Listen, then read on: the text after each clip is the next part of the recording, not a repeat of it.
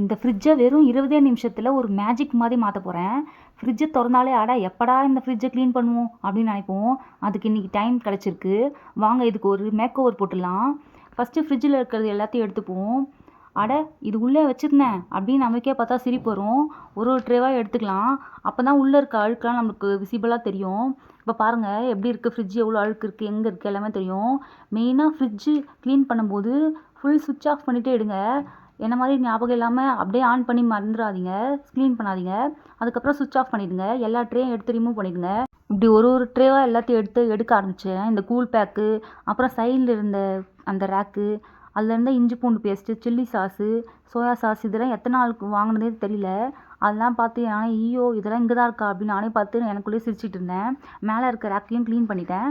இப்போ ஒரு வெதுப்பான தண்ணியில் நம்ம டிஷ்வாஷருக்கு யூஸ் பண்ணுவோம்ல அந்த லிக்விட், அந்த 2 ட்ராப்ஸ் போட்டு அப்புறம் ½ லெமன் பிழிஞ்சி நல்லா துணியை டிப் பண்ணி துடைக்க ஆரம்பிச்சிருங்க.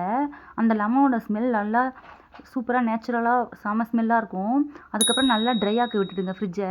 இப்போ பாருங்கள் தொடச்சதுக்கப்புறமா எவ்வளோ சூப்பராக நீட்டாக இருக்குது.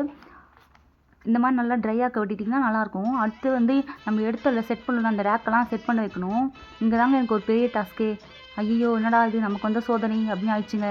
மேலே என் கீழேயும் பார்த்துட்டு எது எங்கே வரும்னு நான் மறந்து போயிட்டேங்க. அதுக்கப்புறம் ஒரு வழியாக அடைச்ச இது கீழே தான் வருமோ அப்படின்ட்டு பண்ணிட்டேன். ஃபிட் பண்ணி முடிச்சதும் அப்பாடா நல்ல வழியாக ஃபிட் பண்ணிட்டோன்னு இருந்து. ஏன்னா நம்ம ஃபாஸ்ட்டாக பண்ணால் அது வந்து கிராக் ஆக சான்ஸ் இருக்குது, இல்லை உடைய சான்ஸ் இருக்குது. ஸோ அதனால் இதை பொறுமையாக தான் ஹேண்டில் பண்ணணும்னு நினச்சி பொறுமையாக ஹேண்டில் பண்ணிகிட்டு இருந்தேன். அப்புறம் ஒரு ட்ரேவாக எடுத்து அடுக்க ஆரம்பிச்சிட்டேன். நெக்ஸ்ட்டு பார்த்திங்கன்னா அந்த தக்காளி ட்ரே, அப்புறம் வந்து அந்த உள்ளே இருக்க ஷெல்ஃபு அதெல்லாம் போட ஆரம்பிச்சிட்டேன். அந்த ஷெல்ஃபுக்கு பார்த்திங்கன்னா ஒரு ஷீட் வாங்கியிருந்தேன். அந்த ஷீட்டையும் கூட போட ஆரம்பிச்சிட்டேன். காய்கறி வாங்கிட்டு வந்திருந்தாங்க. அந்த காய்கறிலாம் கூட தனியாக பிரித்து வச்சு காய்கறி ஸ்டோர் பண்ணுறதுக்கு ஒரு பாக்ஸ் வச்சுருந்தேன். அந்த எல்லா பாக்ஸையும் வந்து நல்லா வாஷ் பண்ணி காய வச்சுருந்தேன். ஃபஸ்ட்டு காய்கறிலாம் பிரித்து வச்சுட்டு அதுக்கப்புறம் பாக்ஸில் போடுவோம் அப்படின்னு சொல்லிட்டு பாக்ஸில் போட ஆரம்பிச்சிட்டேன். ஒரு பாக்ஸ்லேயும் ஒரு காய்கறி போட்டு நல்லா ஸ்டோர் பண்ணி வச்சுட்டேன்.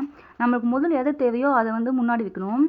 இந்த கருவேப்பிலை கொத்தமல்லி கூட ஒரு டிஷ்யூ பேப்பர் வச்சு அந்த பாக்ஸை மூடி வச்சிங்கன்னா 7 நாள் கூட கெடாமல் இருக்கும். இந்த மாதிரி தான் நான் யூஸ் பண்ணுவேன்.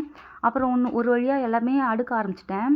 நம்மளுக்கு எது கைக்கு ஃபஸ்ட்டு தேவையோ, குக்கிங்க்கு எது அடிக்கடி தேவைப்படுதோ அதை நம்ம ஃபஸ்ட்டு வைக்கணும். எடுத்து வச்சா தான் நமக்கு நீட்டாக இருக்கும். ஃப்ரிட்ஜும் பார்க்கவும் அழகாக இருக்கும். எப்படியும் அழுக்காக தான் போகுது. நான் 1 மந்த்துக்கு ஒன்ஸ் க்ளீன் பண்ணுவேங்க. நீங்கள் எத்தனை நாளுக்கு ஒரு வாட்டி ஃப்ரிட்ஜை க்ளீன் பண்ணுவீங்கன்னு எனக்கு மெசேஜ் பண்ணுங்கள். அப்பாடா ஃபைனலாக பாருங்கள் ஃப்ரிட்ஜை எவ்வளோ அழகாக மேக் ஓவர் பண்ணியாச்சு 20 நிமிஷத்தில். பார்த்தீங்களா எவ்வளோ சூப்பராக இருக்குது. இந்த வீடியோ பிடிச்சிருக்கும்னு நம்புகிறேன். பிடிச்சிருந்தா லைக் பண்ணுங்கள். புதுசாக நம்ம சேனலை பார்க்குறவங்க மறக்காமல் சப்ஸ்கிரைப் பண்ணிக்கோங்க. டாட்டா.